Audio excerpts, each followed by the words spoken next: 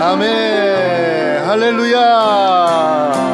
우리 자녀분들에게 당신은 주님의 귀한 청지기입니다. 우리 인사하시겠습니다. 네, 우리 찬양함으로 오늘 청지기 세미나 이틀째 네, 우리 다 같이 시작하도록 하겠습니다. 자, 우리 같이 박수 치면서 찬양하겠습니다. 주 이름 그 능력 있도다 난 믿네. 그 이름 예수의 그 이름 부를 때 새 생명 얻었네. 마귀는 떠나가고 진짜 자유케 모든 이름보다 더 높은 이름 다시 주 예수 주 예수 다시 한번 주 이름 그 능력 있도다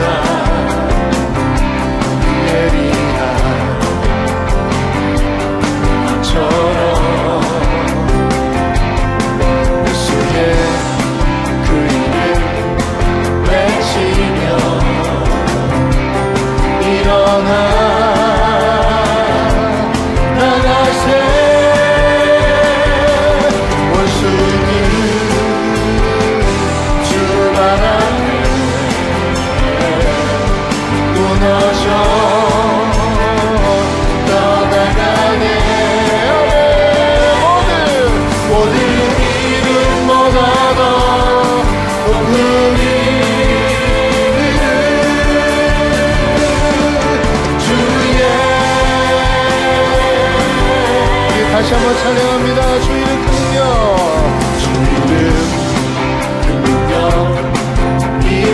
이절 예리한 검처럼 예리한 검처럼 예수의 그 이름 외치며 일어나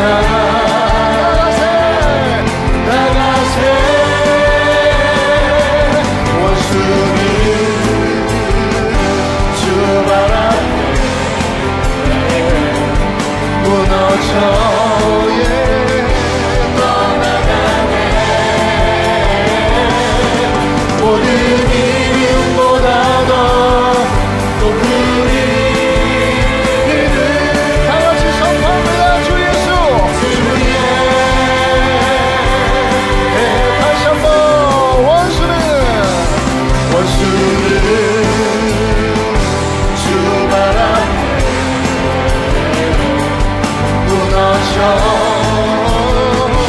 떠나가네. 모든 이름보다 더 높은 이름 주 예수 주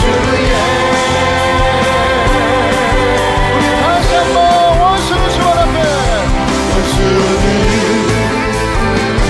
주 앞에 무너져 떠나가네. 모든 이름보다 더 높은 이름 주 예수 우리 다시 한번 믿음으로 원수는 주 앞에 원수는 주 앞에 무너져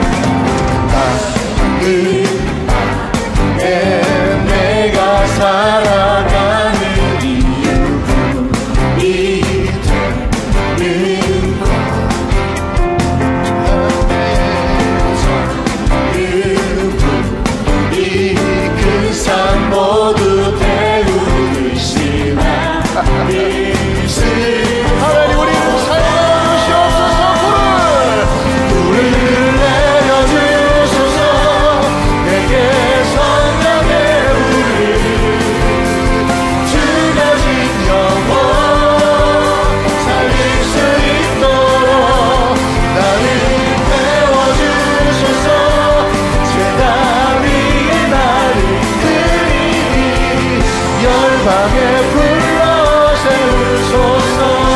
이번에는 주님 앞에 신을 벗고 기도하니 주소서. 아멘. 성령으로 연단받은 불의 사람 되게 하소. 우리 전심으로 고백합니다. 불을 내려주소서. 내게 성령의 불을 주어진 영혼 살릴 수 있도록 나를 태워주소서. 제가 위에 나를 드리니 열방에 불러 세우소서. 자, 우리 다시 한번 주말 앞에 내 신을 벗고 기도하니 주소서. 할렐루야. 성령으로 연단받은 불의 사람 되게 하소. 다시 전심으로 불을 내려주소서. 내게 성령의 불을 주어진 영혼 살릴 수 있도록 나를 태워주소서. 제가 위에 나를 드리니 열방에 불러 세우소서. 다시 한번 불을 내려주소서. 내게 성령의 불을 쓰러진 영혼 살릴 수 있도록 나를 태워주소서. 제가 위에 나를 드리니 열방에 불러 세우소서. 우리 다시 한번 전심으로 불을 내려주소서. 내게 성령의 불을 주어진 영혼 살릴 수 있도록 나를 태워주소서. 제가 위에 나를 드리니 열방에 불러 세우소서. 열방에 불러 세우소서. 열방에 불러 세우소서.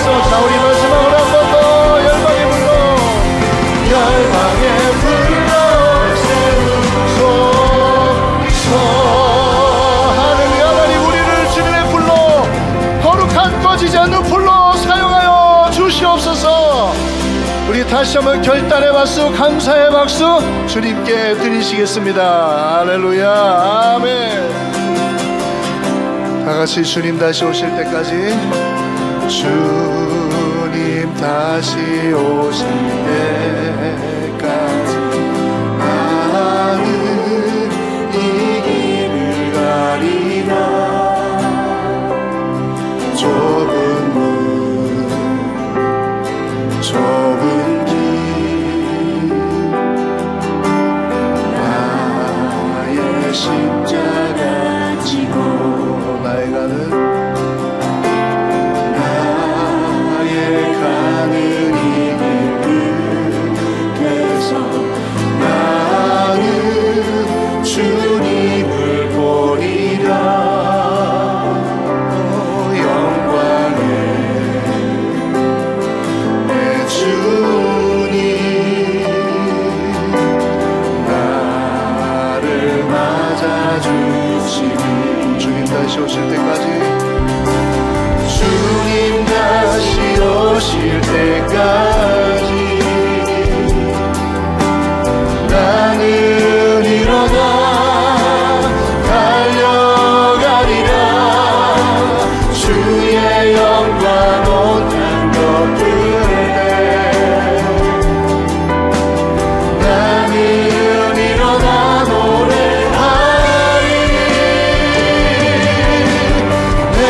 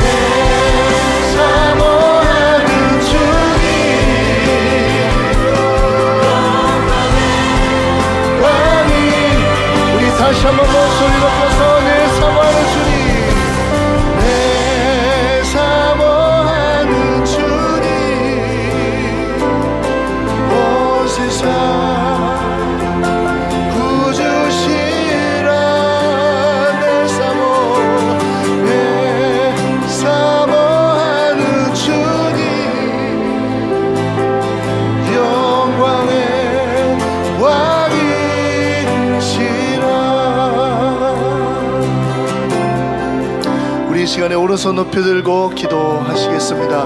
오늘 우리 목사님 말씀처럼 우리에게 생기를 불어넣으신 그 하나님, 그 역사 우리의 삶에 드러나고 나타나게 하여 주시옵소서. 내가 있는 곳마다 주님의 기쁨이 불어넣어지고 주의 생명이 불어넣어질 수 있도록 하나님 나를 사용하여 주시옵소서. 주님의 나라의 청지기로 사용하셔서 내가 있는 곳마다 하늘의 문이 열리고 그것에 은혜가 쏟아지게 하여 주시옵소서. 나를 사용하여 주시옵소서. 우리 주여 한번 크게 부르고 우리 다같이 기도하겠습니다. 주여,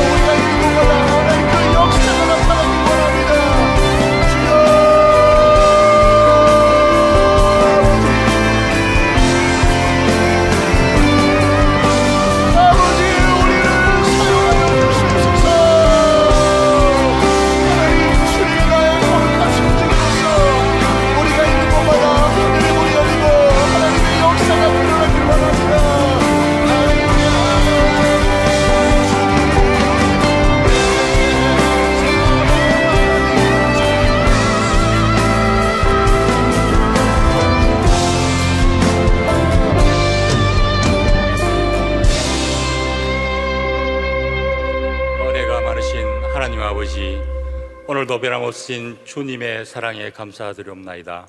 오늘도 주님께서 저희들과 함께 동행하여 주셔서 아무 일 없도록 인도하시고 모든 일과를 잘 마치고 이렇게 청지기 세미나에 참석하도록 인도하여 주시니 감사드리옵나이다. 또한 이렇게 수영로교회의 재직으로 임명받은 저희들이 청지기 세미나를 통하여 진정으로 주님을 위하여 해야 할 일들이 무엇인지 잘 배울 수 있도록 인도하여 주시니 감사드리옵나이다. 잘 배워서 맡겨진 직분과 직책들을 잘 감당할 수 있도록 인도하여 주시옵소서. 먼저 거듭나고 먼저 손 내밀며 먼저 사랑하게 하옵소서. 주님의 손길과 선의로 고쳐주시며 주의 은혜로 변화시켜 주시옵소서. 나보다 남을 낮게 여기며 넉넉한 마음으로 섬기며 기쁘고 즐거운 마음으로 신앙생활을 하며 청지기로서의 사명을 잘 감당할 수 있도록 하옵소서.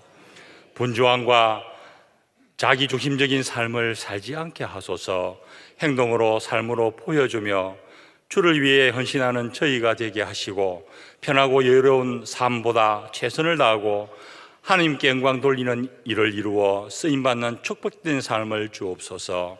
이번 기회를 통하여 저희들은 은혜가 되게 하시고 주님께는 영광 돌리는 놀라운 역사들이 금년 한 해 일어날 수 있도록 인도하여 주시고 9주간의 청지기 세미나에 주님께서 함께하여 주셔서 저희들이 가지고 있던 잘못된 믿음의 생각들을 떨쳐내게 하시고 새롭게 변화시켜 주셔서 온전히 충성과 헌신을 다하는 믿음의 청지기들이 다 되게 하여 주시옵소서.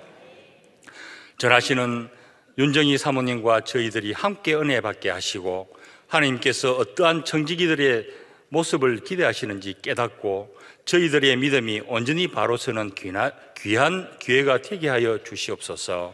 윤정희 사모님께서 준비하신 모든 것을 힘있게 전가할 수 있도록 성령께서 인도하여 주시옵소서.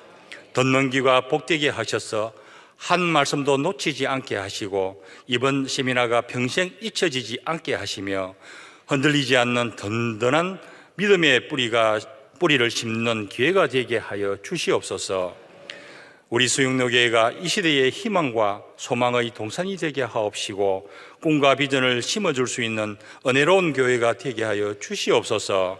이제 시작 시간입니다. 마치는 시간까지 사탄막이 틈타지 못하게 하시고 주님 홀로 영광 받아 주시옵소서.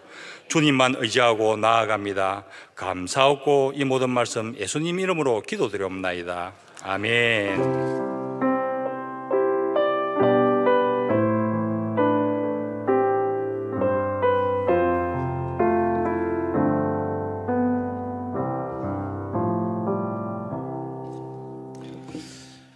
오늘 청지기 세미나 2주차에 오신 여러분들을 환영하고 축복합니다. 좌우로 앞들 한번 인사하실까요? 삶으로 반응합시다. 한번 인사하시겠습니다.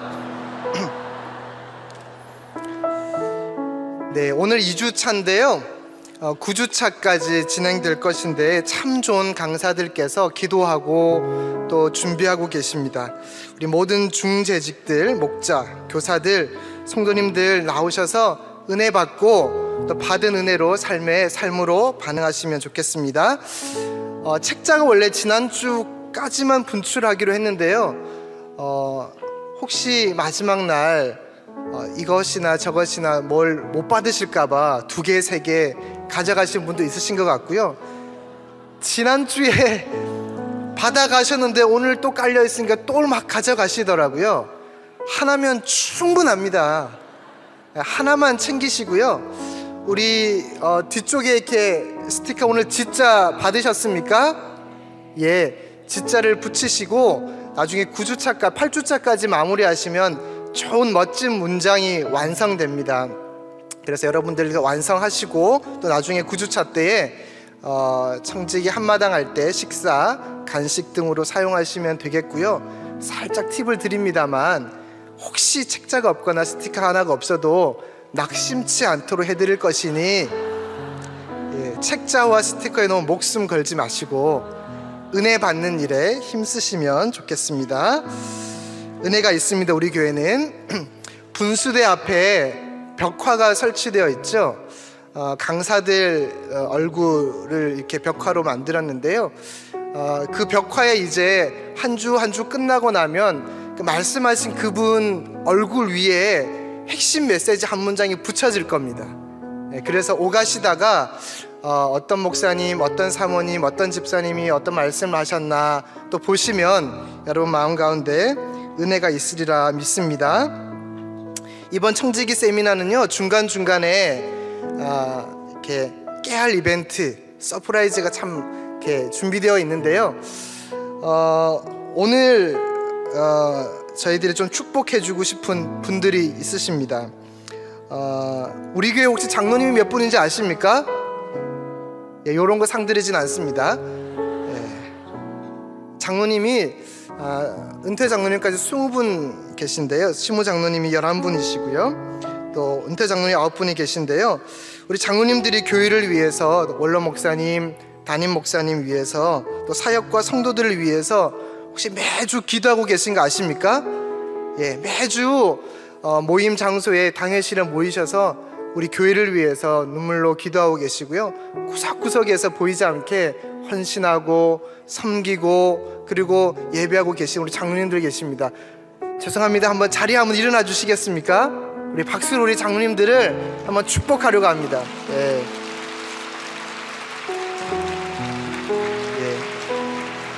이번 기회에 한번 장로님들을 축복해 드리려고 하는데 서프라이즈여서 미리 말씀을 못 드렸거든요.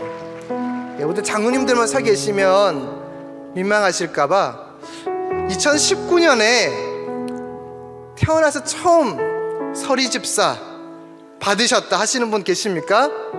예, 우리 이 서리집사님들은 우리 서 계신 장로님들이 모델 삼으셔서 충성하시고 섬기시고 사랑하시면 또 귀하게 쓰임 받으실 텐데요 2019년에 처음 서리집사 받으신 분들도 한번 자리 한번 일어나 보시겠습니까? 예, 얼굴 한번 잘 봐주시고요 일어난 분을 그냥 돌려보내진 않습니다.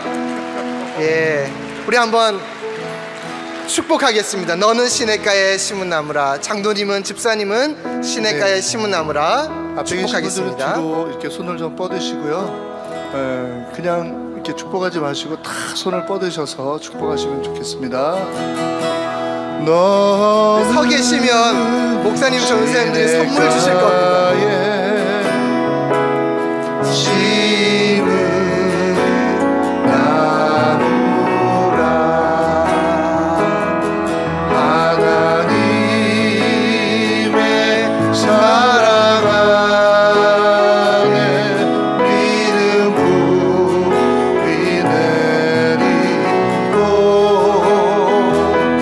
주의 뜻대로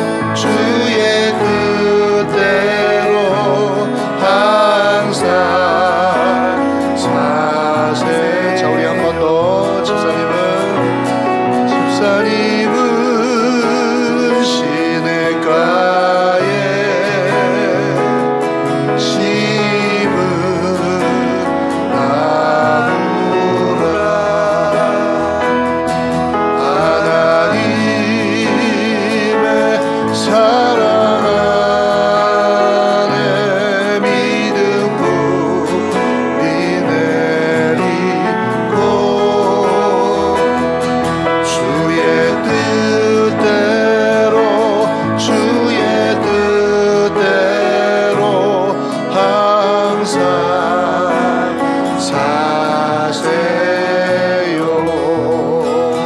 사랑하고 축복합니다. 우리 장로님들께는 힘내시라고 홍삼 드링크, 우리 집사님들께는 또 은혜로 잘 섬기라고 유젠 커피 쿠폰을 드렸습니다. 이 시간 우리에게 주시는 하나님 말씀은 구약성경 미가 6장 8절입니다.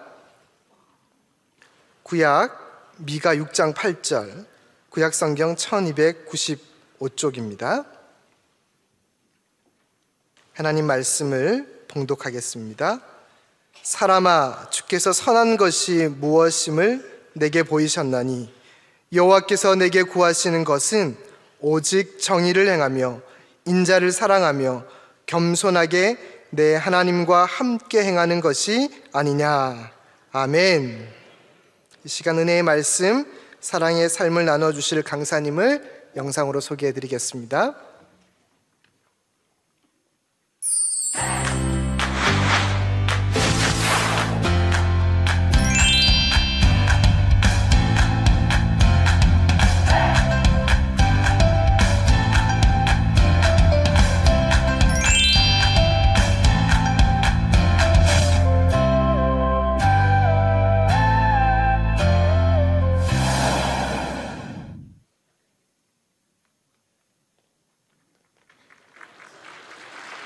박수로 환영하겠습니다.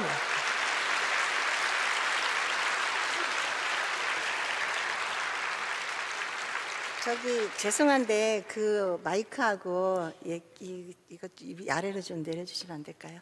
제가 강대상보다는 조금 내려가는 걸 더 좋아하거든요. 그래서 제가 이거 하는 동안에 좀 이따 내려갈 텐데 제가 제 영상을 하나 갖고 왔는데 제 영상을 잠깐 보시고 그리고 제가 다시 나오겠습니다. 제 영상 좀 틀어주세요.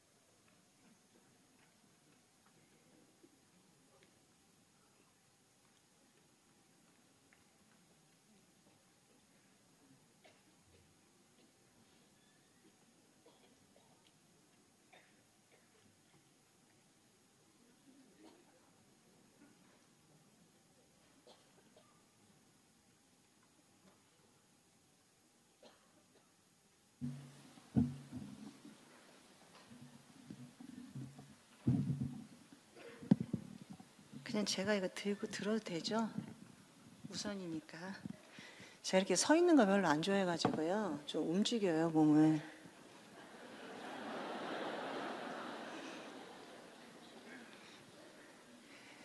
하나님 앞에 하나님을 사랑하는 사람들끼리 모인 이 자리에 조금은 더 가까이, 조금은 더 얼굴에 맞대고 우리가 사랑하는 우리 주님의 이야기를 함께 나누면 좋을 것 같아서 저는 저 위에보다는 가능한 한 아래로 내려옵니다.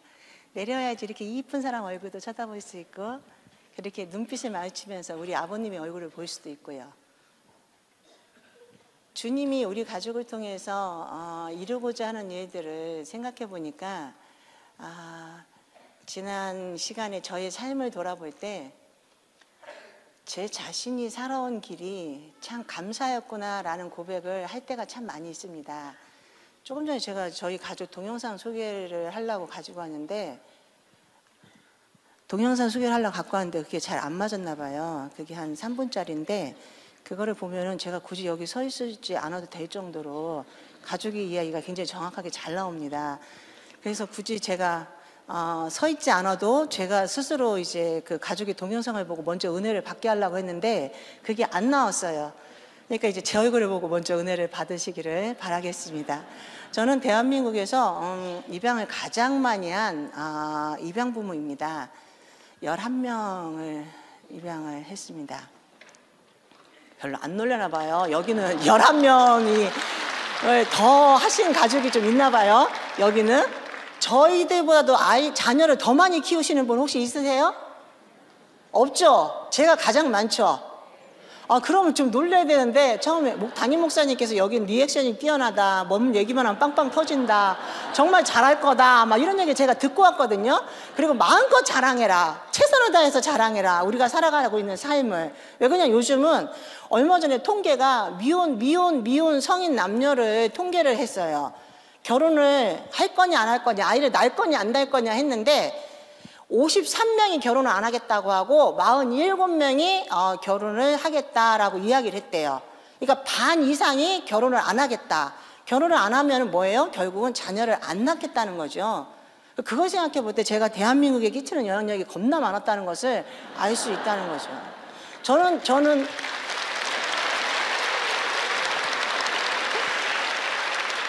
저는 고향이 대전입니다. 제가 쓰는 사투리가 저희 남편으로 인해서 제가 사투리를 물려받았습니다. 전형적인 충청도 남자하고 결혼을 했어요. 거의 완전히 처음부터 끝까지 충청도 사투리만 쓰는 남자입니다. 대전은 사투리가 없죠. 보편적으로 거의 뭐 서울말 씨하고 똑같아요. 근데 남편의 사투리를 들으면서 너무 재밌어요. 그리고 우리 시엄마가 강경 분이세요. 강경은 약간 충청도인데 왜 전라도 사투리를 쓰는지 제가 이해를 모르겠어. 충청도거든요. 강경은 분명히 충청남도예요. 근데 우리 엄마는 제가 딱 갔는데 우리 엄마가 저한테 이런 얘기를 해요. 아유, 야, 비름박이 지대라 지대. 제가 가만히, 엄마 무슨 말인지 몰라가지고 가만히 서 있었어요. 아이고, 야야, 너 힘들다, 야, 비름박이 지대라 지대. 그래서 제가 이 말이 무슨 말인가 한참을 듣고 있어요. 벽에 등어리 기대라고. 힘드니까 벽에다가 등어리를 기대고 이렇게 하고 있으면 너 편하지 않냐, 이런 의미였어요. 근데 그거를 비름박에다가 지대라 지대. 그런 우리 엄마와 말만 하면 충청도 사투리를 쓰는, 아유, 모르겠구만요, 마누래, 난 잘 몰라요 라고 이야기하는 남편하고 살다 보니까, 그렇게 하고 거의 한 30년을 살니까 어떻게 돼요? 제가 따라가게 됐어요. 따라가게. 저는 고향이 대구고, 태어난 곳은 대구고, 성장한 곳은 경기도고, 아빠가 군인으로 인해가지고 이리저리 막 돌아다니다가 결국은 아빠가 대전에서 예편을 했습니다. 엄마의 고향인 대전에서 예편을 하면서 우리 모든 식구들의 고향을 저희 아빠가 대전으로 만들어버렸어요. 엄마의 고향으로. 그러니까 제가 태어난 곳은 대구고, 성장한 곳은 경기도고, 그리고 아빠가 예편한 곳은 대전인데도 불구하고 저는 고향을 어디 가다 꼭 말할 때 대전이라고 이야기를 할 수밖에 없습니다. 거기가 본적으로 우리 아빠가 만들어버렸으니까요. 그러니까 왜 태어난 곳이 어디냐가 중요한데, 태어난 곳이 대구인데도 불구하고 저는 늘 대전이라고 이야기를 하면서 저의 고향은 대전입니다. 근데 저는 쓰는 사투리가 완전히 충청도 사람이에요. 그러니까 중간중간에 제가 쓰는 사투리를 사람들이 많이 오해하세요. 뒤에 앉아서 막 얘기해요. 저 사람 분명히 충청도야, 아니야, 전라도야, 충청도야, 전라도야. 둘이 싸워요. 그리고 끝나고 난 다음에 제가 저기 나가면은 저 혹시 고향이 어디세요? 하고 물어봐요. 그래서 제가 먼저 이야기를 합니다. 싸우시지 마시라고요. 제가 분명히 저에 대해서 정확하게 말씀을 드렸습니다. 제가 중간중간에 쓰는 사투리가 분명히 저는 충청도 사투리라는 것을 얘기를 합니다. 저는 지역 감정이 없어요. 여기서 제가 이 얘기를 할 때, 어디 가서 사람들이 얘기할 때, 저러니까 저 사모님은 분명히 저쪽 지방을 안 좋아하나 봐 라고 이야기하는 분들이 분명히 있습니다. 저는 정말로 지역 감정 없어요. 그리고 정말로 대한민국 모든 사람들을 사랑합니다. 미가서 말씀처럼 하나님께서는 우리에게, 저에게, 제가 예수를 믿는 저에게 10대 때 주님은 저를 찾아와 주셨습니다. 저희 부모님은 교회를 안 다니셨어요. 교회를 다니지 않는 상태에 저 혼자 신앙생활을 했습니다. 초등학교 4학년 때 친구 한숙희의 손을 붙잡고 짝꿍 초청잔치에 불려갔어요. 70년대에 제가 초등학교를 다니고 있었습니다. 제가 64년생이에요. 64년생이면 제가 70년대에 이제 몇 살이라는 기준이 딱 나오죠. 저는 70년대, 80년대에 굉장히 성령사역이 뜨거웠던 시절에 교회를 다녔던 사람입니다. 그래서 요즘 신앙생활하는 거 보면 조금은 뜨뜨미지근한 것 같아요.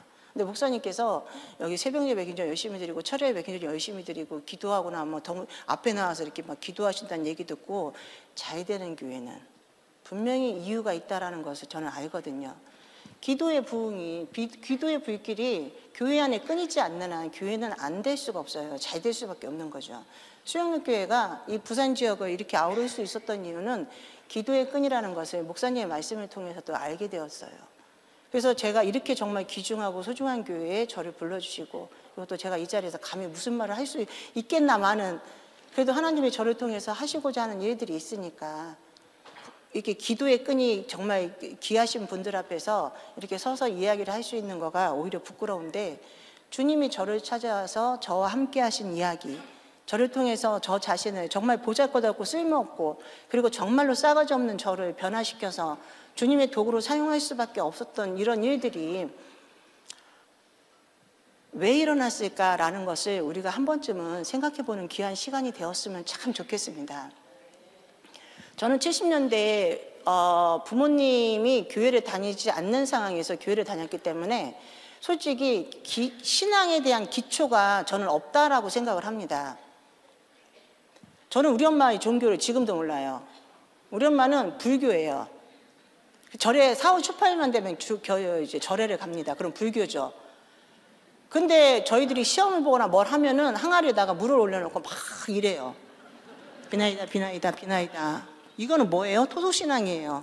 그죠? 이건 불교하고는 하등의 상관이 없어요. 이거는 진짜.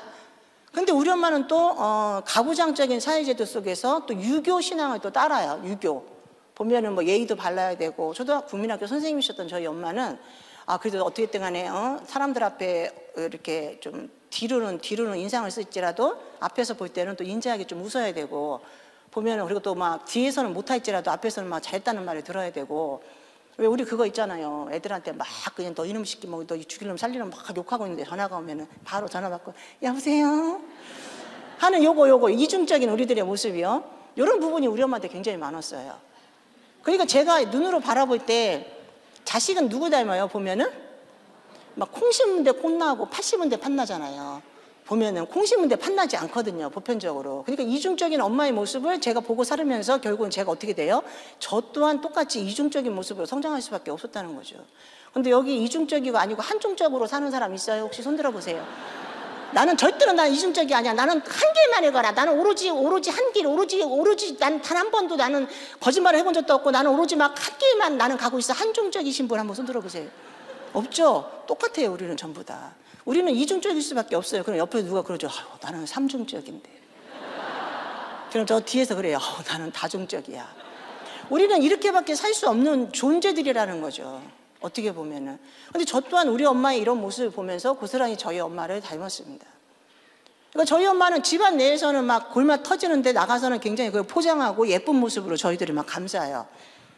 그 예쁜 모습으로 감싸다 보니까는 보면은 공부 못하는 국민학교 선생님들의 특징이 뭐죠? 국민학교 선생님들이 옛날에, 지금은 좀 덜하죠. 옛날에는 공부 못하는 아이들에 대해서, 그리고 또 집안 내에 공부 못하는 아이들이 인정을 못해요. 제 얼굴을 보세요, 제 얼굴을. 공부 잘하게 생겼어요? 공부 못하게 생겼어요? 아버님 저 어떻게 생겼어요? 잘하게 생겼어요.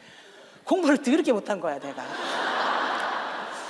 우리 엄마 눈으로 바랄 때 너같이 살다 내가 너같이 공부 못하는 애 처음 봤다라고 얘기를 한 거예요, 우리 엄마가.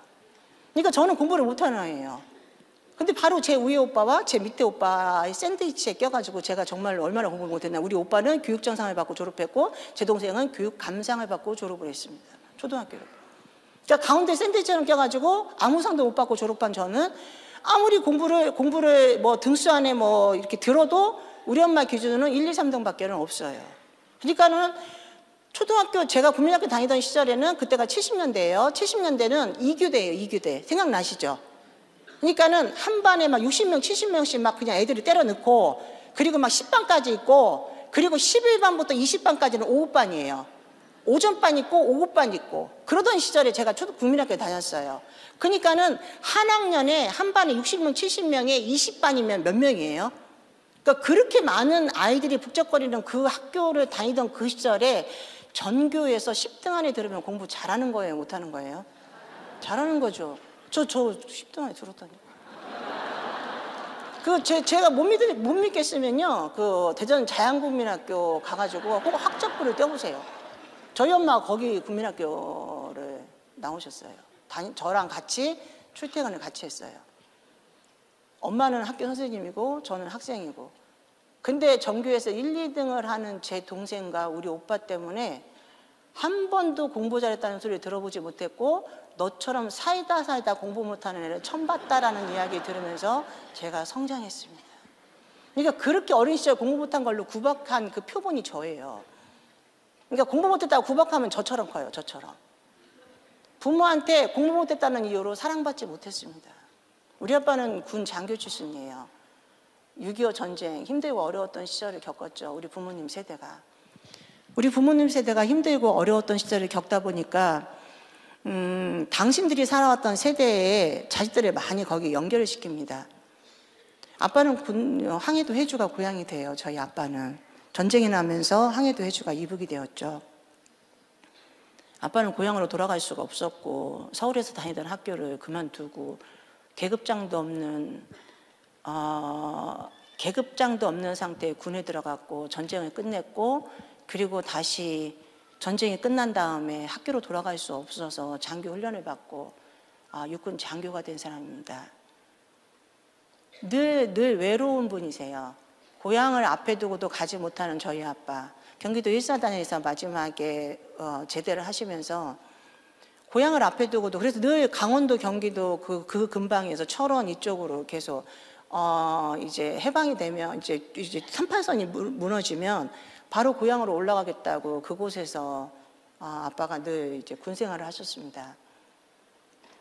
이제 저를 낳을 때 대구에 잠깐 훈련 받으러 갔다가 대구에서 낳고 그리고 다시 바로 또 경기도 강원도로 올라가셨죠. 그러니까 상처와 아픔이 많으셨던 부모님들의 세대에 그런 분들한테 제가 태어난 거죠. 제 나이 또래가 거의 비슷한 것 같아요. 그런 부모님한테 태어난 거죠. 일제시대를 겪었고 6.25를 겪었고 보릿고개를 겪으면서 저희 엄마와 아빠는 굉장히 단단하신 분이셨습니다. 부모님들이 단단하면요 보편적으로 자식들이요 약간 좀 문열이들이 나와요. 그죠? 부모님들이 근데 약간 유순하고 그러면 자식들이 막 드세요. 그러니까 부모가 자식을 못 이겨. 보면은 애들이 드센 집들은 그래요. 근데 부모들이 너무 강하면 강한 부모님한테 자식들이요 꼼짝을 못 해요. 근데 저희 엄마는 정말 강했어요. 그래서 저희 아빠를 이겼어요.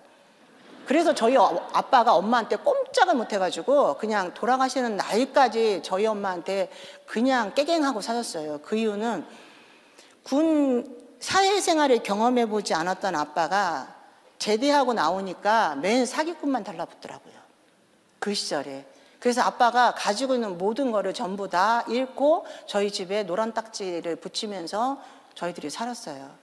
엄마가 교사직을 그만두고 그 별거 아닌 퇴직금을 가지고 그나마 그 집 하나라도 건지겠다고 그리고 퇴직금을 가지고 집을 건지고 저희 엄마가 땅 투기에 들어섰습니다.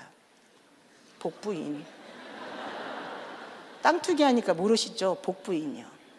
그 당시에 저희 엄마가 겁나 돈을 많이 벌었어요. 하룻밤만 자고 일어나면 땅을 샀는데 일주일 지나니까 그 땅값이 엄마가 들였던 분보다 뭐 얼마 더 많이 오르고 그리고 저는 저희 엄마 얼굴을 거의 본 적이 없습니다. 아침에 나갈 때 돈만 주고 나가면 오밤중에 잠들었을 때 들어왔습니다. 그리고는 늘 우리에게 요구하는 거 공부만 잘해라. 엄마가 이렇게 고생하는 거 너희들한테 보상받는 거는 공부밖에 없다. 내가 나 잘 되려고 공부하는 게 아니라 너희들 잘 되려고 공부시키는 거다. 너희들만 잘 되면 된다. 나 고생하는 거 아무 상관없다. 라는 얘기를 우리 앞에서 수도 없이 해서 저희들이 그거에 대한 부담감에 엄마 때문에 공부를 하는 그런 자식들이 되었습니다. 근데 저는 그 부담감도 솔직히 별로 없었어요. 그러니까 제가 그런 부담감을 가졌으면 우리 오빠나 내 동생처럼 전교 1등을 했겠죠. 근데 저는 엄마에 대한 그런 부담감이 없었어요. 그러니까 제가 어느 정도로 부담감이 없고 자유로운 영혼이었냐면 저희는 시험을 보고 나면 그 당시에는 왜 지금은 초등학교 시험 안 보잖아요. 중학교 1학년도 시험 안 봐요. 근데 옛날에는 시험을 봤습니다. 그러면 그 한 학기에 시험을 2번 봐요. 그럼 1년에 4번을 보잖아요. 4번을 보면 대동 오거리에 제가 살았거든요. 대전의 대동 오거리. 그 당시에 대동 오거리가 일제시대 때 대동 오거리에서 대전역까지 전철이 있었어요. 위에 이렇게 선 그어져 있는 전철 있죠. 그러니까 굉장히 번화한 동네였다는 거죠. 그러니까 거기에 제가 살았는데 그 대동 오거리에 그 시절에 포머스트 아이스크림 가게가 있었습니다. 지금 베스킨라빈스도 있고 뭐 아이스크림 가게 굉장히 많잖아요. 근데 그때 제가 살았던 70년대에 포머스트 아이스크림 가게 가서 그 아이스크림을 먹을 정도면 그 동네에 상위 1%집 아이들 아니면 못 먹어요. 이거를 그냥 왜 깨끼 말고 이렇게 퍼먹는 거 있잖아. 그죠? 깨끼 말고. 그 당시에 70년대를 생각하세요. 지금 2000년대 시대를 생각하면 안 돼요. 그러니까 그때 그 포머스트 아이스크림 가게를 시험이 끝나고 통지표를 갖고 오는 날 우리 엄마가 데리고 갑니다. 우리 작은 오빠, 제 동생 셋을. 그럼 이제 포머스트 아이스크림 먹는다고 제가 좋아가지고 막 신났다고 좋다고 아이스크림 먹는다고 좋다고 막 쪼들쪼들 따라가요. 따라가면은 저희 엄마가 그 통유리예요. 통유리. 이만한 통유리. 그리고 막 그 당시 예쁜 연예인 이렇게 앞에 사진 붙여가지고 있어요. 저희 엄마가 우리 오빠하고 제 동생을 데리고 들어가고 저는 바깥에 벽에 세워놓습니다. 그 통유리에서 그 안에서 그 아이스크림 먹는 사람을 구경하라고 저를 바깥에 세워놔요. 초등학교 4학년 어린 꼬맹이한테. 그리고 당신하고 오빠하고 제 동생은 저한테 보란듯이 그 아이스크림을 먹고 저는 바깥에 서가지고 그걸 구경하고 있어요. 끝날 때까지 구경하고 있습니다. 우리 엄마가 원한 게 뭘까요? 그걸 보고 내가 다음번에는 저 자리에 꼭 들어가서 저 아이스크림 먹을 거야 이런 마음을 원한 거잖아요. 저는 거기서 맛있겠다, 저걸 꼭 먹을 거야 라는 그런 강한 의지를 우리 엄마가 저한테 심어주려고 그 자리에 세워놨는데 저는 거기 서가지고 맛있겠다 그 말만 하고 있어요.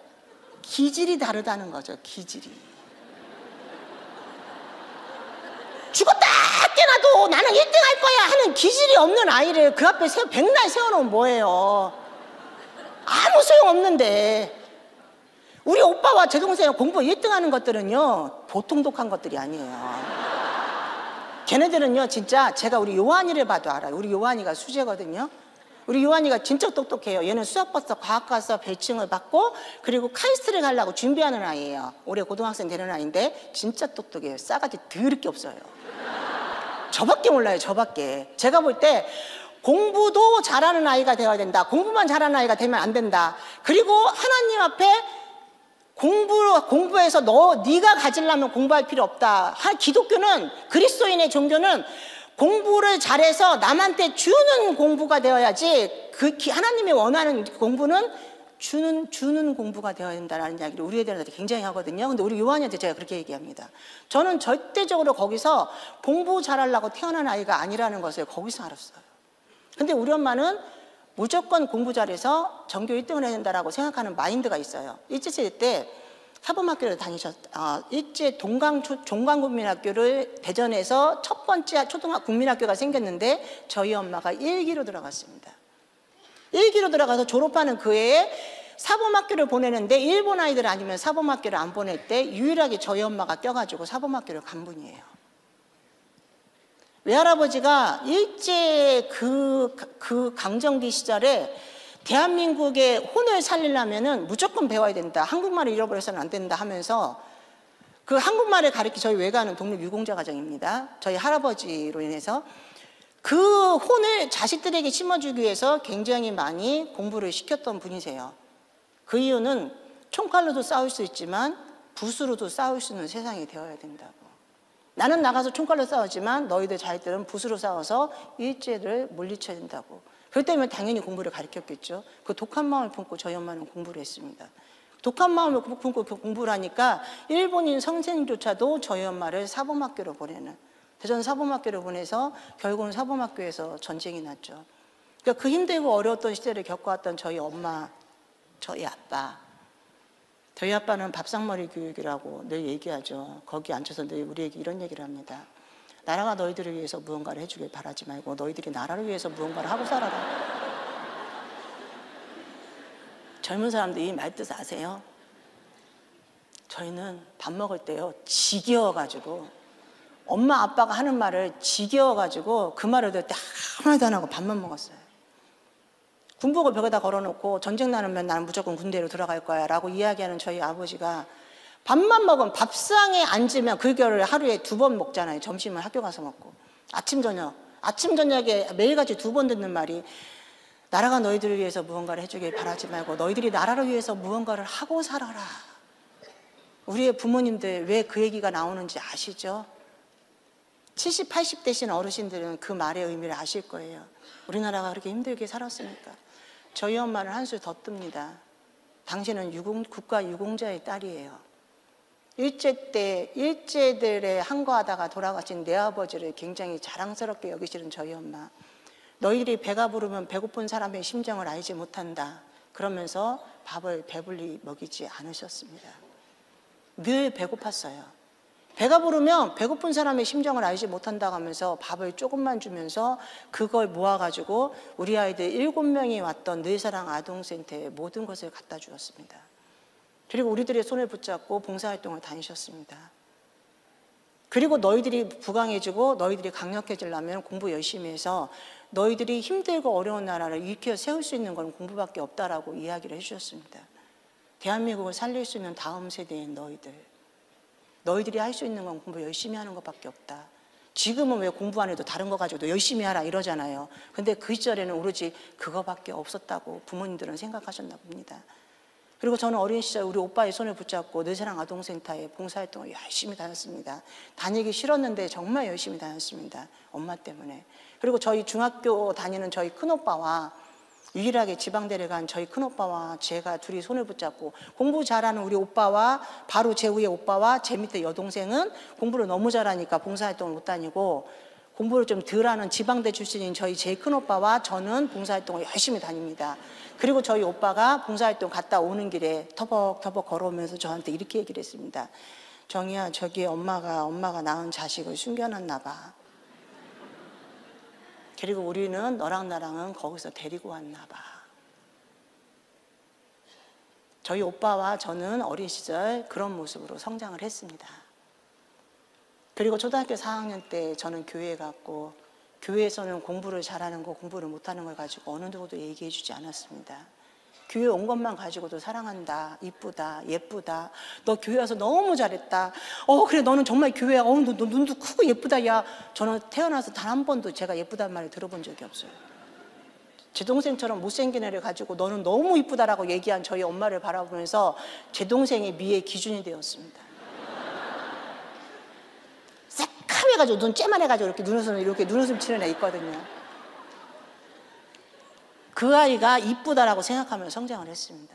그리고 저는 교회 갔고 저희 엄마가 네가 믿는 종교는 네 종교고 내가 믿는 종교는 내 종교니까 서로 종교의 자유를 인정하는 대신에 집안에 들어와서 전도하지 말아라 라는 이야기 듣고 저희 엄마가 교회 가는 거 허락해 주었습니다. 엄마가 얼마나 영향력이 셌는지 집안에 들어와서 교회 신앙의 자유를 인정해 줬으니까 전도하지 말아라 라는 그 말 한마디에 32살 저희 엄마가 돌아가시는 그 순간까지 단 한마디도 교회에 대해서 하나님에 대해서 이야기하지 못했습니다. 19살에 저희 아빠가 돌아가시고 32살에 엄마가 돌아가시면서 저는 고아가 됐습니다.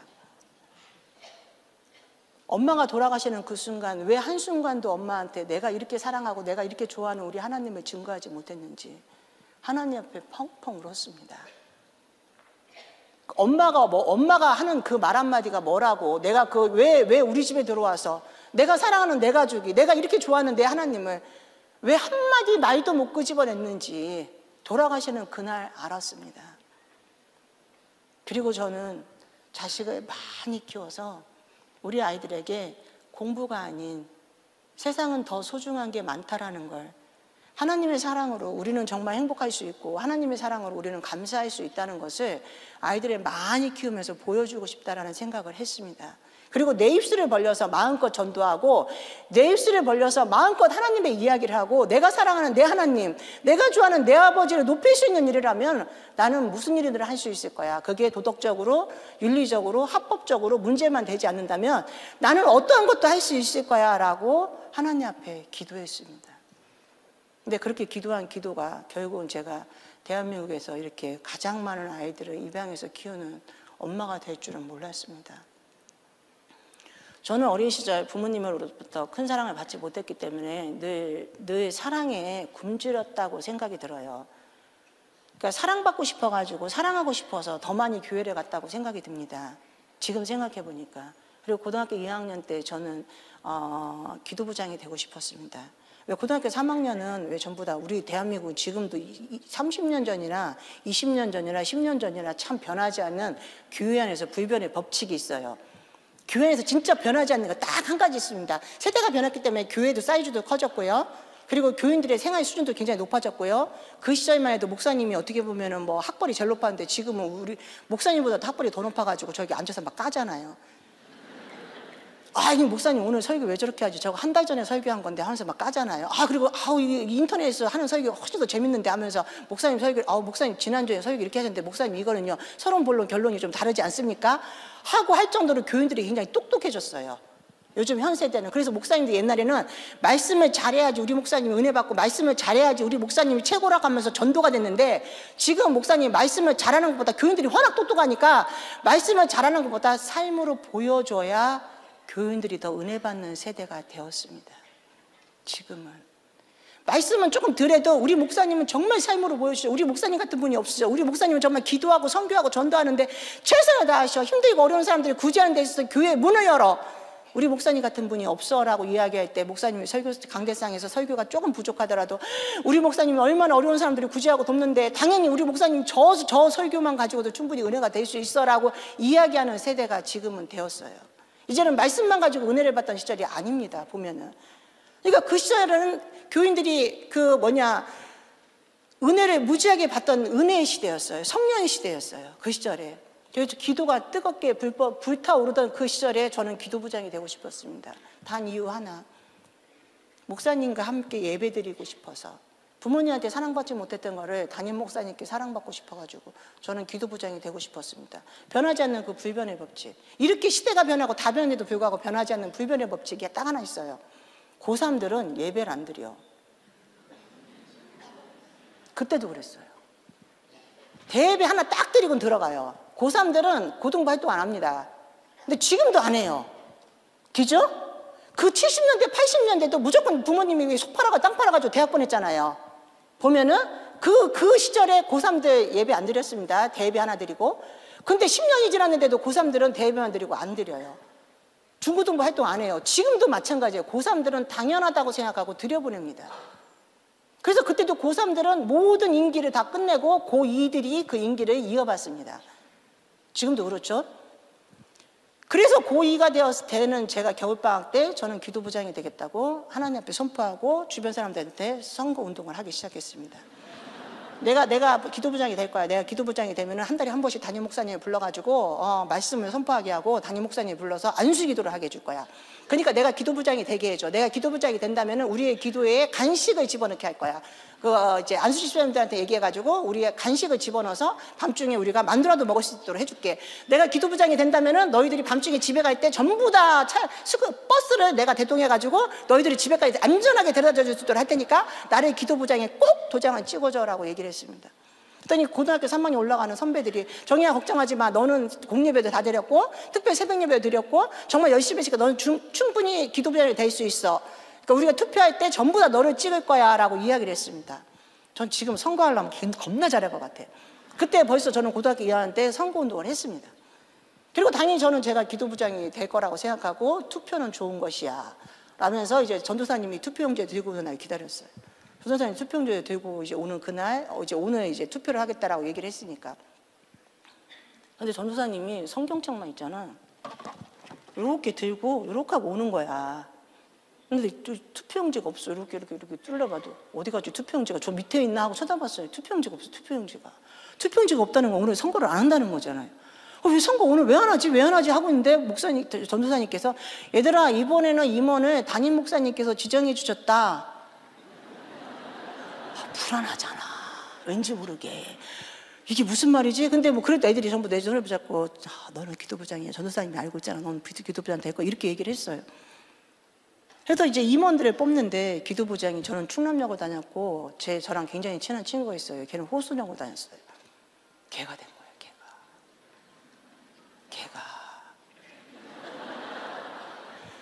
내가 안 되고 걔가 된 거야.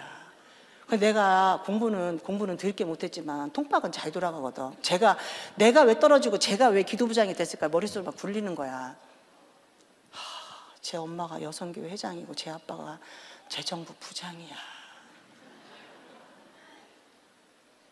제가 어떻게 했어요? 인맥에 밀렸어. 저는 부모가 없잖아요. 부모가 교회 안 다니잖아요. 근데 저 아이는 엄마 아빠가 교회에서 중직을 맡고 있어요. 18살 먹은 어린 아이가 조직사기의 쓴맛을 벌써부터 느꼈다는 것을 알게 된 거죠. 그 어린애가. 부모가 신앙생활을 하지 않으면 교회 내에서 기도부장도 할 수 없다는 것을 알게 되면서 여기 교회에 우리 아동부 아이들, 중고등부 아이들, 청년부 아이들, 그리고 어른들, 나 혼자 신앙생활하는 사람들 있잖아요. 믿음의 몇 대 가족 말고 잘해줘야 됩니다. 잘해주지 않으면 시험 들어요, 진짜로. 그러면은 시험 들으면 회복해야 되는데 회복할 수 있는 시기를 놓쳐버리면 어려워요. 교회를 안 나와요. 제가 그렇게 하고서 그 자리에 앉아가지고 얼굴이 쪽팔려가지고 빨개져가지고 할 수도 없는데 나갈 수도 없고 앉을 수도 없고 다 끝났어요. 끝나고 난 다음에 그날이 토요일이었고 그 다음날 주일날 교회를 나와야 되는데 조직사기의 쓴맛을 느낀 그 어린 꼬마는 어떻게 했을까요? 제 기준은 말고 여기 앉아 계신 우리 집사님들, 장로님, 권사님들 기준으로 어떠셨을 것 같아요? 저는 나는 저 자리에 꼭 앉을 거야. 나는 저기 앉아가지고 난 저 포머스 아이스크림 먹을 거야 하는 애가 아니에요. 맛있겠다 하는 아이예요, 기질이. 그 다음날 교회를 안 나갔죠. 안 나가고 어떻게 했을까요, 그 아이가?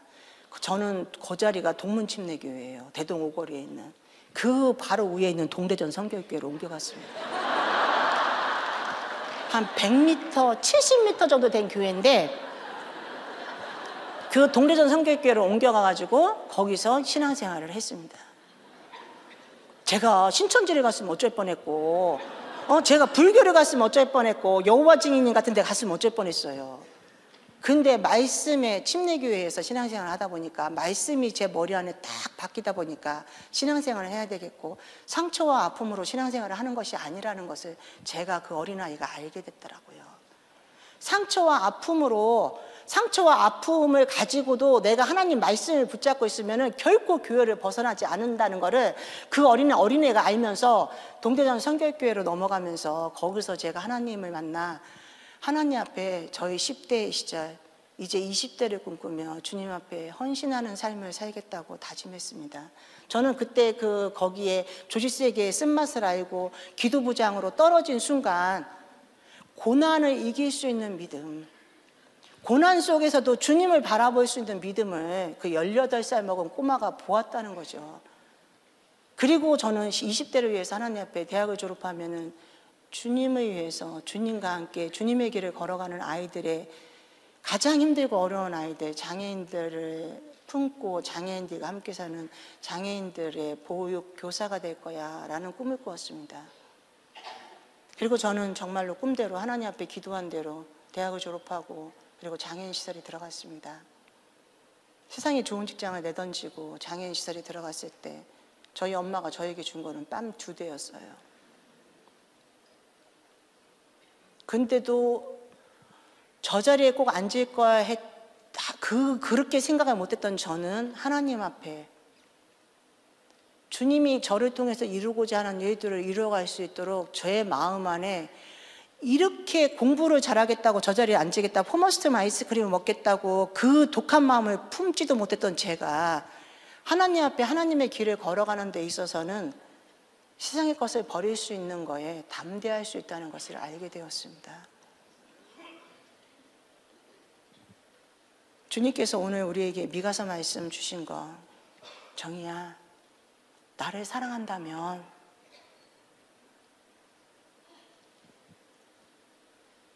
정의롭고 인자를 사랑하고 지극히 겸손하게 세상 사람들을 섬겨주지 않을래? 우리 주님께서는 저에게 그렇게 말씀해 주셨습니다. 사랑받지 못했던 어린 꼬마가 부모의 사랑이 뭔지 잘 몰랐던 그 꼬마를 하나님께서는 당신의 사랑으로 십자가의 그 고통 속에서 죽으시고 다시 우리에게 오신 예수님을 바라보는 그 소망을 저에게 주시면서 우리 주님께서는 내가 너에게 주는 그 사랑이 너무 크고 놀라워서 네가 부모한테 받지 못한 그 사랑이라도 내가 그거를 전부 다 감싸 안아서 너를 더 많이 사랑하고 있는데, 정의롭고 내가 너에게 두 손을 준 이유는 한 손은 너희 아이들의 손을 붙잡고 다른 한 손은 소외되는 우리 아이들의, 이웃의 아이들의 손을 붙잡고 함께 걸어가기를, 함께 살아가기를, 인자를 사랑하고 싸가지 없고 버릇없는 저의 모습을 하나님께서 인치셔서 가장 겸손한 모습으로 내가 사랑하는 내 아이들, 천국의 아이들을 사랑해 주지 않을래? 가장 겸손한 모습으로. 우리 주님께서는 저에게 이 말씀을 주셨습니다. 이 말씀을 주시면서 저는 우주 최고의 멋진 남자 김상원 목사와 결혼을 했고, 지구상에서 가장 아름다운 11명 아이들의 멋진 엄마, 행복한 엄마가 되었습니다. 오로지 주님이 제게 주신 이 약속의 말씀을 붙잡고, 처음에 하은이 아선이 친자를 입양하면서 시간이 1시간밖에 없어서 길게를 못해야 이해해 줄 걸로 생각하고, 언젠가 아쉬우면 한 번 더 불러주겠죠, 기주?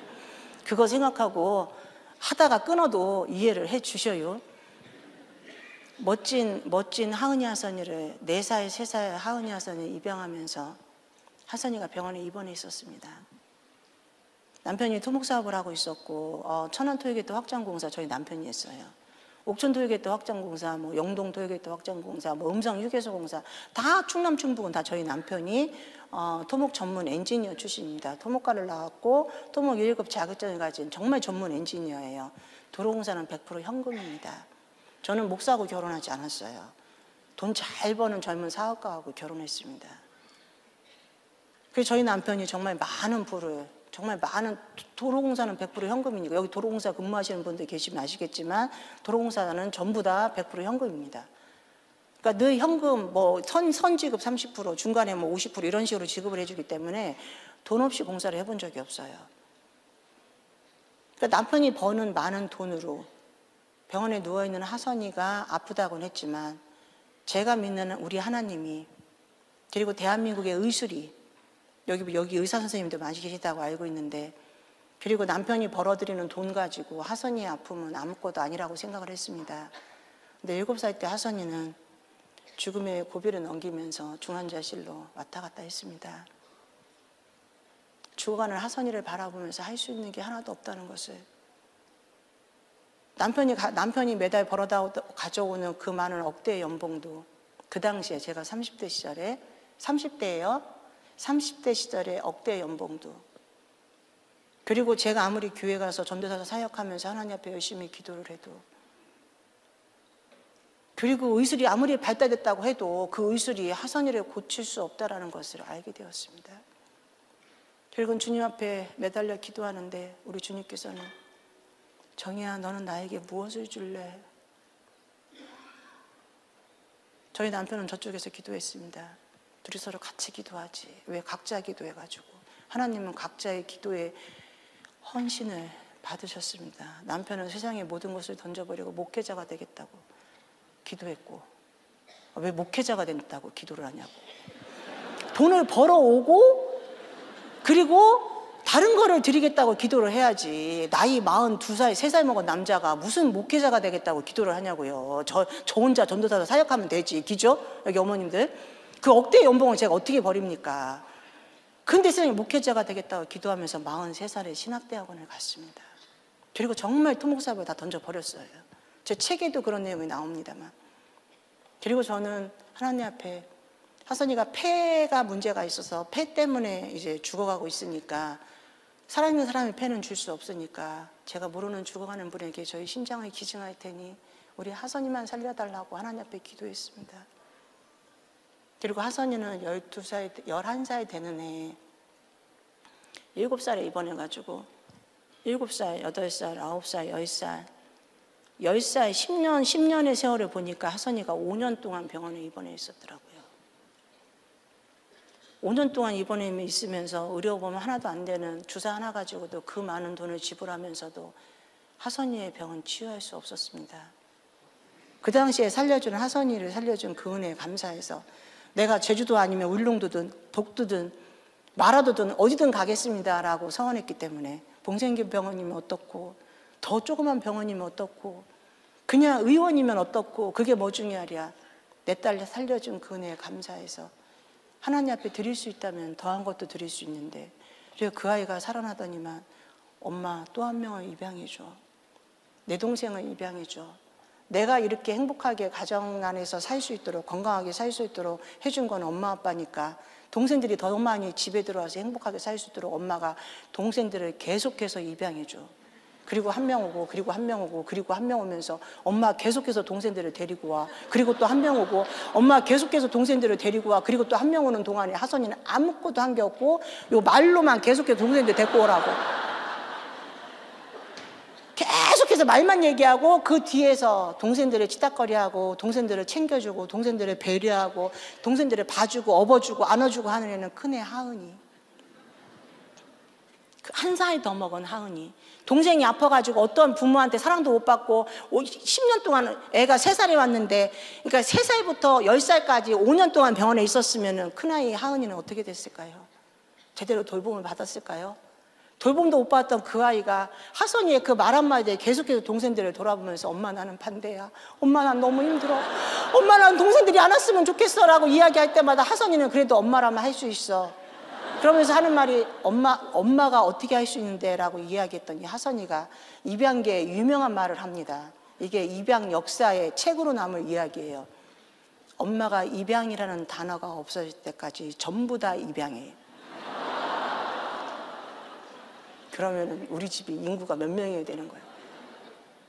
제가 그 말을 듣는데 엄마는 할 수 없어 라고 얘기할 때 엄마는 나를 위해 목숨을 걸었잖아. 엄마라면 할 수 있어. 목숨을 거는 건 할 수 있다는 거야. 그래서 그 하선이의 말에 집에 애들이 그렇게 하도 절대 안 봐주는 하선이 때문에 저희 집은 11명이 되었고 내년에는 이제 12번째 마지막 아들이 옵니다. 하나의 인생을 하나님께서 바꾸시면서 저희 집의 역사를 바꿨다는 것을 알게 되었습니다. 동생으로 인해서 힘들고 어려웠던 시절을 겪었던 하은이, 그 아이가 지금 캐나다에서 공부합니다. 본인이 돈 벌어가지고 호주 가서 워홀 가가지고 1년 동안 돈 벌어갖고 와가지고 엄마 20살 넘으면 내 인생은 내가 책임지는 거야. 이제 엄마는 나한테 신경 쓸 거 없어. 내가 알아서 할게. 그리고 한국에서 대학 1년 다닌 그 성적표를 가지고 캐나다 가서 장학금을 받고, 그리고 캐나다는 주에 20시간밖에는 그 알바를 못 합니다.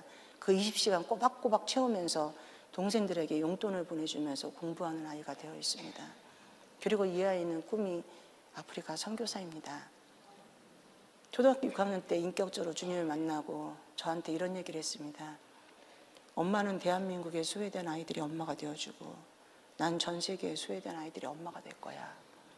그리고 아프리카 선교사를 꿈꾸며 이 아이가 제가 얼마 전에 분당 우리 교회에서 목사님께서 마음껏 자랑하라고 해서 원래는 이거 자랑 안 하려고 했는데 분당 우리 교회 가가지고 제가 거기서 자랑한 게 있어요. 하은이가 저한테 카톡으로 보낸 내용이 있는데 원래는 이걸 안 하려고 했거든요. 제가 자랑하는 게 좀 미안해가지고 막 그냥 이렇게 자랑해버리면 저 집은 도대체가 뭐 애들을 돈으로 키운 것도 아니고 맨날 그냥 뭐 그냥 먹는 것도 솔직히 말하면 별로 먹은 것도 없는데 어떻게 저렇게 애들을 저렇게 키워가지고 저렇게 애들이 잘 자라는 거야. 이렇게 얘기하면 제가 또 할 말이 없잖아요. 미안해가지고. 근데 제가 목사님께서 마음껏 자랑하라고 한 말 때문에 제가 자랑을 하겠습니다. 우리 하은이가 저한테 카톡을 보낸 건데요. 제가 카톡 보낸 거 그냥 그대로 얘기를 해주겠습니다. 우리는 자기들하고 카톡을 하는데요. 애들이 완전히 너무 많이 해가지고 제가 너는 친구도 없니? 라고 얘기합니다. 네 친구들하고 할 대화를 왜 엄마하고 하냐고 제가 얘기를 하는데 친구하고 대화할 거 엄마하고 대화할 게 다르답니다. 우리 하은이가 작년 10월에 저한테 보냈습니다. 엄마 나 내일부터 데이케어에서 보조교사로 일한다. 얘 22살이에요. 작년에. 캐나다에서 공부하고 이젠 진짜 내가 꾸는 꿈대로 한 발짝 한 발짝 나아가는 게 엄마 눈에 보인다? 주님께 감사해서 기도하는데 엄마의 눈물을 주님이 보게 하시더라? 엄마 이젠 우리 위해서 울지 마. 이젠 내가 엄마 위해서 기도하며 울게. 엄마의 눈물의 기도로 우리가 잘 성장하는 거 난 알아. 그래서 더 고맙고 사랑해. 난 꼭 엄마 아빠에게 받은 그 넓은 사랑 나누며 살 거야. 주님이 내게 주신 사명임을 믿어. 엄마 사랑해.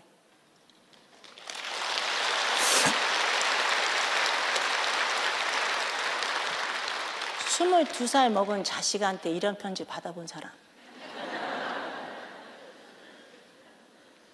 없어요? 이런 편지 받아본 사람 없어요? 저는 대한민국에서 가장 행복한 엄마입니다. 제가 우리 아이들과 살아가면서 한 거라고는 세상의 물질, 명예, 하나님께서 전도서 11장 1절 말씀, 너는 내 떡을 물 위에 던져라. 그냥 다 던져버렸더니 목회자가 무슨 돈이 필요하냐고 하면서 집 있는 거 팔고 땅 있는 거 팔고 적금 드는 거 팔고 다 팔아서 빈민구제하고 이웃을 위해서 나누고, 그리고 대전에서 목회하다가 강릉 아산병원 애들 아빠가 신장을 제 뒤를 이어서 신장을 기증하고, 그리고 더 사도 바울의 고백처럼 더 약해져야죠. 나이 50살에 목사 한 수 받으면서 누구나 다 받는 목사 한 수 그 길 걸어가지 말고 누구나 걷지 않는 새로운 길을 걸어가는 목회자가 되라고, 제가 그 말 한마디에 힘들고 어려운 병원 사람들, 그 사람들의 영혼을 치유하는 목사가 되겠다고, 병원 원목이 되겠다고 기도할 때 대전에서 남편이 토목사하면서 벌었던 모든 것을 던져버렸더니 하나도 없는 가난한 목회자가 되어 있을 때 하나님께서는 남편의 그 꿈을, 남편이 이루고자 하는 소원을 들어주셔서 강릉 아산병원 원목으로 불러주셨습니다. 강릉 중앙감리교회 이철 감독님께서 저희들을 긍휼히 여겨주시고, 그리고 집이 없는 걸 아시고 교회 사택도 내주시고, 강릉 중앙감리교회가 경포 국립공원 관광단지 안에 있습니다. 교회가 여기만큼이면 많죠 당연히. 근데 강릉에서는 제일 커요. 마당이, 저희 집 마당이 얼마나 넘은지 주일날만 빼놓고는요 저희가 우리 마당을 다 써요. 우리 집 앞마당이에요. 주차장, 교회 주차장. 주차장 바로 뒤편에 우리가 사택이 있어가지고 예배 아니고는 전부 다 그게 저희들 앞마당이에요. 마당은 왜 돈 주고 팔지 않잖아요. 평생 저희 남편이 은퇴하는 날까지 그 마당을 제가 소유하고 살 겁니다. 그리고 저희는 옆마당이 정말 넓어요. 경포 호수예요. 경포 호수가 우리 집 옆마당이에요. 걸어서 10분, 20분이면 경포 호수를 갑니다. 애들하고 아침마다 아빠하고 새벽 예배 끝나고 거기서 조깅을 해요. 그리고 들어와서 아이들과 큐티합니다. 그리고 저희는 조금만 더 걸으면 정말 큰 정원이 있어요. 경포해변 바다. 제가 여기 부산에 왔으니까 제가 하는 말이 있습니다. 이건 교과서에도 없어요. 대한민국은 3대 해변이 있습니다. 3대 해변이 여기 해운대 해변, 그리고 대천 해변, 경포 해변. 제가 그 경포 해변에 살죠. 여러분들은 해운대 해변에 삽니다. 제가 이 세 가지 해변을 약간 좀 제가 이렇게 왜 사람들이 여기에 몰리나를 제가 이제 검색을 해봤어요. 해운대 해변, 제가 죄송합니다 이렇게 표현해서, 아우 저 더러운 똥물에 누가 가나. 솔직히 경포 해변에 비하면 여기 똥물이에요. 근데 제가 보니까 사람 구경하러 가더라고요. 사람이 그 자리에 이렇게 동그랗게 이거 뭐죠 그거? 튜브인가요? 거기에 서가지고요 옆으로 가지도 못해요. 그냥 이대로 서 있어요. 그냥 둥둥둥둥 이렇게 요 자리에 내가 물속에 들어가 서 있다가 끝날 때까지 여기서 이렇게 하고 떠 있어요. 그죠? 사람이 그냥 다 빠닥빠닥 전부 다 막 이러고 있어요. 사람 구경하러 옵니다. 대천해변에 누가 가고 대천해변에 왜 갈까 하고 보니까 체험, 아이들과 체험하러 가요. 그리고 막 머드 막 이런 거 하러 가잖아요. 그 냄새 나는데도 불구하고. 경포해변에 사람들이 왜 오냐? 힐링. 뭔 말인지 아시죠? 와, 진짜 경포해변은 내가 하와이 와이키키 해변보다 멋있는 곳이 경포해변이라 가서 봤더니만 완전히 막 초록색도 저런 초록색이 없어. 저 끝에 하늘하고 바다하고 딱 붙어가지고 이렇게 쫙 경계선이 이렇게 놓여져 있어요. 어떤 날은 하늘하고 바다하고 색깔이 똑같아요. 어떤 날은 너무 진해가지고 너무 옅어가지고 이 끝이 이렇게 있잖아요. 이렇게 하늘이 바로 내 머리 위에 이렇게 와가지고 내가 이렇게만 하늘을 딱 잡을 수 있을 정도의 그런 바다예요. 얼마나 와서 보세요. 제 말이 거짓말인지. 와서 보고 거짓말이면 저희 집에 전화하세요. 제가 짜장면 사드릴게요. 얼마나 아름답고 멋있는지. 경포 해변은요 정말 와이키키 해변보다 제가 아름답다라고 표현을 했거든요. 사람들이 물어봐요. 저보고 와이키키 해변을 가봤냐고. 제가 당당하게 말하죠. 안 가봤다고. 안 가보고도 알 수 있다라고. 그 이유는 우리 아이들이 강릉으로 이사 가면서 갈 때 6명이 갔습니다. 6명이 가면서 요한이는 변함없이 지적장애, 발달장애를 앓고 있었고, 사랑이는 다리 안짱다리로 태어나가지고 저희 집에 기어하면서 보조신발을 신고 있으면서 여전히 변함없이 제대로 못 걸었어요. 힘들었어요. 하민이는 언어장애가 90년으로 태어났기 때문에 언어장애가 심해가지고 이게 이렇게 벌어진 거, 9순9개월. 그래가지고 굉장히 힘들어서 친구들한테 왕따를 많이 받았습니다. 하선이는 건강하지 못했어요. 변함없이. 요한이는 뭐 지적장애였으니까 뭐 제가 수재라고 처음에 얘기한 그 요한이 강릉으로 이사 갈 때 6명 아이들이 전부 다 아픔을 안고 강릉으로 이사를 갔습니다.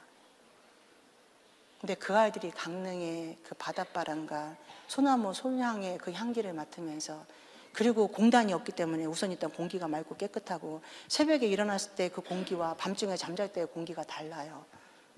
그리고 주변에 많은 사랑과 관심과, 아이들이 1년, 2년, 3년, 4년 지나면서 사랑이는 다리가 튼튼해지면서 쇼트트랙 강원도 대표 선수가 되고, 하민이는 이 언어 장애를 극복하면서 저 언어 장애 2급, 언어 장애 3급이었다가 다시 정상이 되면서 강원도 수영 선수가 되어 있고, 그리고 요한이는 지적장애, 퇴행성 발달장애를 앓고 있던 그 아이가 IQ, 머리 좋은 진돗개도 IQ가 70이라는데 우리 아들 요한이는 IQ 64로 제품이 왔습니다. 지금은 137의 수재가 되어 있습니다. 이럴 땐 박수 많이 치는 거예요. 다시는 요한이 같은 아이 안 키우겠다고 했는데, 또 요한이 같은 똑같은 아이가 MBC 사랑 붕어빵 가족의 그 한결이 오는 거 보면서, 요한이하고 똑같은 우리 한결이 IQ 67의 지적장애 우리 한결이가 왔는데 지금은 경보 선수로 정말 이쁘게 잘 크고 있습니다. 그리고 얼마 작년에 왔던 그 은성이는 초등학교 6학년 때 왔습니다. 그리고 형들하고 같이 운동하고 싶다고 해서 사격을 시켰어요. 근데 한지 3개월밖에 안 되는데 너무 잘하는 거야. 그래가지고 강원도에서 꿈나무에 좀 내보내겠다고.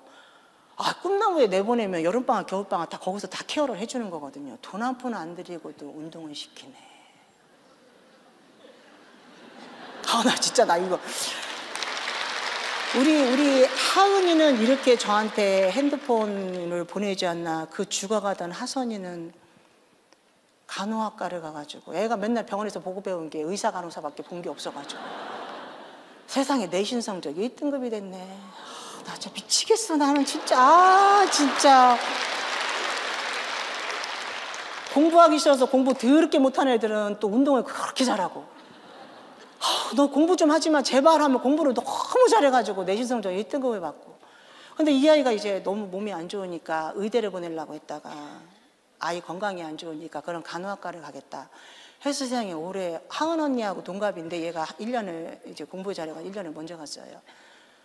그래가지고 지금 4학년 졸업반이에요. 작년 2학기부터 지금 4학년 1학기까지 계속 실습하고, 이제 4학년 2학기 때 시험 국가고시 보고, 국가고시잖아요. 그리고 내년 2월에 이제 시험 봐서 합격하면은 이제 간호사가 되겠죠. 하은 언니하고 하선이하고 둘이 대화를 합니다. 하은이가 나는 선교사가 될 건데 엄마 아빠의 노후를 책임져 줄 수가 없으니까, 엄마 아빠는 또 소속 목사라 어떻게 담임도 아니고, 그리고 70살만 되면 교회를 사택을 나가야 되는데 엄마 아빠는 노후를 책임져 줄 수가 없는데 어떻게 하면 좋으냐라고 이야기했더니 하선이가 엄마 아빠의 노후와 내 동생들을 책임져 주려면 내가 돈 많이 버는 과를 가야 되겠다. 그러면서 간호학과를 가겠다고 이야기를 했습니다.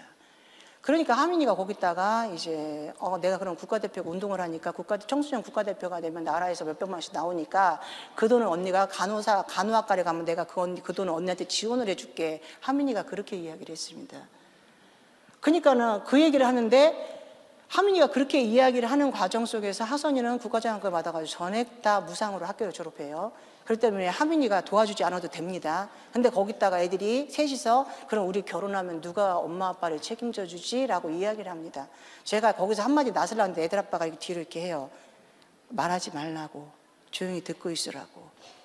그랬더니 거기다 요한이가 툭 치고 나면서 에이 그때 내가 외교관이 되어 있잖아. 외교관. 나를 낳아주신 부모님들의 나라 외교관이 되겠답니다. 그분, 우리 요한이를 낳아주신 분들이 베트남 분들이셨거든요. 한국에 근로자로 들어오셨던 분들인데 아이를 낳긴 했지만 키울 수는 없었나 봅니다. 그래서 저희 가정에 오게 하려고 그분들께서 아이의 생명을 살려주신 거죠. 버려진 게 아니라 그분들이 살려주신 거라고 저는 이야기합니다. 우리 애들한테 너희들은 결코 버려진 게 아니야. 너희들의 생명을 살려주었기 때문에 하나님을 만났고 우리와 가족이 되었어. 그렇기 때문에 너희들은 축복받은 아이라고 이야기합니다. 우리는 이 땅에서 살아가면서 고아로밖에 살 수 없었죠. 근데 주님께서는 우리에게 너는 내 것이라고 말씀해 주셨고, 그리고 우리에게 양자의 영을 부어주셔서 우리는 아바 아버지라고 부를 수 있는 놀라운 특권을 허락하며 살게 되었습니다. 주님께서 우리를 입양해 주셨기 때문에 우리는 하나님을 아버지라고 부르게 된 거죠. 내가 주님께 입양된 자라는 사실이 인정되는 순간부터 양자의 영을 우리는 받았잖아요. 그 양자의 영이 뭡니까? 주님이 우리를 입양해 주셨다는 거예요. 그렇기 때문에 우리는 형제와 자매라는 거죠. 주님 안에서 주님이 하나님 아버지고 우리는 형제와 자매라는 거죠. 하나님께서는 이 땅에 어쩔 수 없이 우리에게 직분으로 너는 목사고 너는 사모고 너는 장로고 너는 권사로 우리를 세우셨지만 결과적으로 우리는 천국에 올라가서는 우리는 전부 다 형제와 자매라는 거죠. 직분이 뭐 중요합니까? 그까짓 게. 목사가 뭐 중요하고 장로가 뭐 중요합니까? 그거 이 땅에서 주님의 천국 가는 데 있어서 아무것도 중요하지 않아요. 천국 가는데 목사가 중요하고 천국 가는데 장로가 중요하고 천국 가는데 집사가 중요합니까? 그리스도인의 삶을 살아가는 게 중요한 거죠. 우리가 삶으로 주님 앞에 주님을 내보이고 주님이 원하신 주님의 그 길을 걸어갈 때 우리가 삶으로 함께할 때 야고보서의 말씀처럼 그럴 때 주님은 우리와 함께 하신다는 거. 전도서 11절 1절 말씀 너는 내 떡을 무료에 던져라 해서 그 많은 것들을 던져버렸더니 하나님께서는 그 뒷말씀을 저에게 주시더라고요. 그 뒷말씀이 있는지도 모르고 살아왔던 지난 20년의 삶 속에서 20년이 지난 지금 주님께서는 여러 날 후에 도로 찾으리라. 너는 내 떡을 물에 던져라 해서 쓸데없는 세상의 것을 던져버렸더니만 20년이 지난 지금 주님께서는 더 소중하고 더 귀하고 더 중요한 걸로 저에게 더 많은 것으로 채워주셨다는 것을 알게 되었습니다. 그게 세상의 물질, 세상의 직업, 세상의 명예, 우리 주님께서는 그런 거를 원하신 게 아니라 이 땅에서 우리가 그리스도인의 삶을 사는 거, 우리가 삶으로 살아가는 거, 내 하나님 아버지를 욕보이지 아니하며 저 믿지 않는 그들이 우리 기독교를 개독교라고 욕하는 지금 이 현 시대에 우리가 살아가고 있잖아요. 근데 우리가 결국은 믿지 않는 그들이 우리를 개독교라고 욕하는 이유가 무엇일까 우리가 한번 생각해 봤으면 좋겠어요. 우리가 기독교를 개독교로 만들고 있는 거죠. 그들이 우리를 개독교라고 말하는 게 아니라 기독교인 우리가 우리의 삶을 통해서 우리가 개독교화하고 있다는 거예요.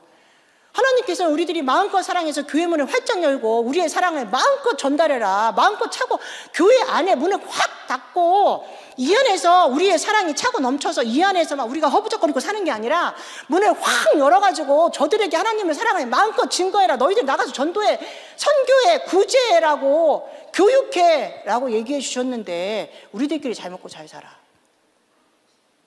그러면 우리를 믿지 않는 저들은 우리를 뭐라고 바라볼까요? 내가 사랑하는 내 하나님 아버지를 결국은 내가 다시 십자가에 매달려서 못 받고 있는 형태를 내가 하고 있다는 거예요. 내가.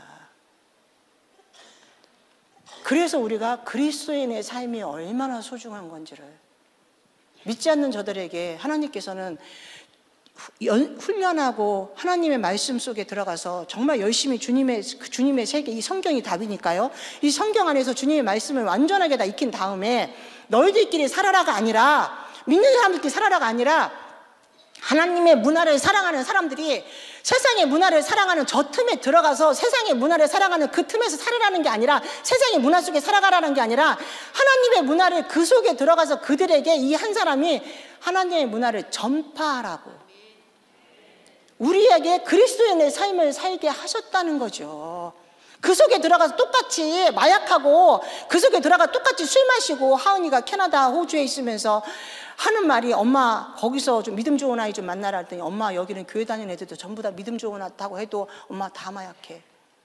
조그만 거 별거 아닌 흰약 다 먹어. 엄마 여기 애들은 이거를 마약이라고 생각 안 해. 엄마 여기 애들은 진짜 밤중마다 클럽 가가지고 맨날 술 속에서 그거 집어넣고 마셔. 엄마 나는 하나님 앞에 기도했어. 하나님의 문화를 사랑하는 아이가, 내 발이, 내 눈이, 내 이런 모든 것이 그들 속에 들어가서 그들과 함께 살기 싫어서 엄마 나는 클럽 안 가. 엄마 나는 걔네들 속에서 내가 아직은 자신이 없어서 걔들한테 내가 믿는 하나님을 이렇게 증거할 엄마처럼 이렇게 증거할 자신이 없어서 엄마 나는 그곳에 아직은 못 가겠어. 내가 온전하게 하나님의 사랑을 증거하고 내가 선교사가 되어서 그 속에 들어가서 그 안에 풍덩 빠져서 그들에게 하나님의 문화를 완전하게 전파할 때 그곳에 들어가서 엄마 나 빛도 없이 이름도 없이 사역하는 선교사가 될게. 세상의 젊은이들이 지금 전부 다, 기독교인의 젊은이들이 마약에 쩔었고 술에 쩔었습니다. 사탄의 문화에 다 쩔어 있어요. 우리의 다음 세대, 우리 아이들, 애는 안 낳지, 낳은 우리 아이들은 저렇게 바깥으로 사탄한테 빨려 들어가고 있지. 우리가 할 수 있는 거, 하나님의 문화를 사랑하게 할 수 있는 거, 내가 힘들고 어려웠던, 내가 힘들게 살았던 우리 부모님의 세대의 모든 힘든 쓴뿌리의 세대는 나 선에서 다 끊어버리고 전부 다 없어버리고, 내 다음 세대 우리 아이들한테는 내가 살았던 거를 답습시키는 게 아니라 하나님의 문화를 그대로 전파할 수 있는, 그거를 가르칠 수 있는 거는 우리가 그리스도인의 삶을 살아갈 수밖에 없다는 거라는 거예요. 그리스도인의 삶을 살 수밖에 없다는 것을 우리 애들에게, 콩 심은 데 콩나고 팜 심은 데 팥나는 이런 거를 애들한테 심어주는 게 아니라, 그리스도인의 삶을 심어줄 수 있는 거는 우리들이 할 수 있는 것밖에 없다라는 거죠. 내가 여기 앉아있는 우리가 우리 아이들에게 해줄 수 있는 거 오로지 이거 하나. 주님이 나를 사랑한다라고 고백해 줄 때, 말씀해 주셨을 때, 주님 내가 정말 내가 주님을 사랑합니다라고 함께 이야기할 수 있는 우리들이,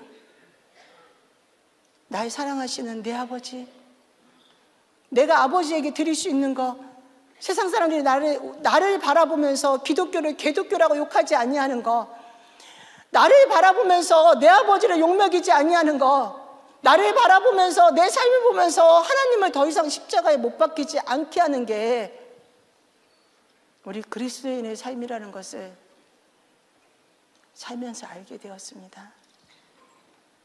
더 열심히 살겠습니다.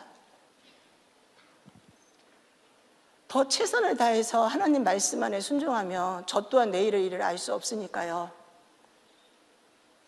정말 열심히 살겠습니다.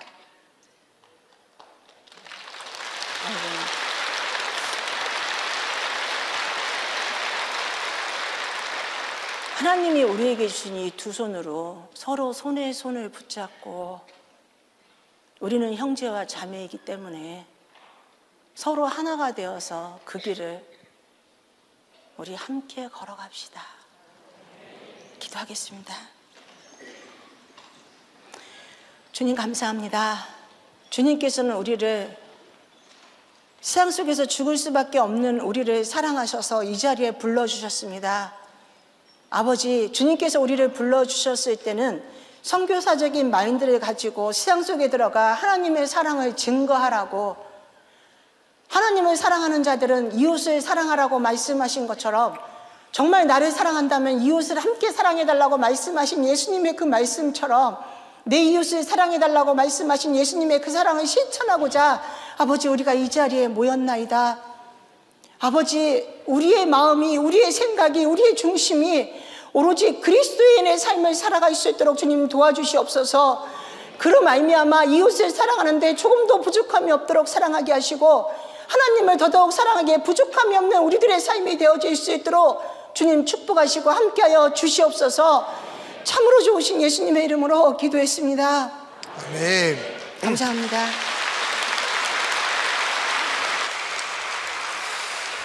우리 주신 말씀 기억하면서 한번 합심해서 기도하실까요? 우리 한번 힘차게 마음 모아서 주의 은혜와 사랑을 구하고 기도하고 마무리하고 나가겠는데요. 우리도 살아가면서 얼마나 많은 상처를 받았습니까?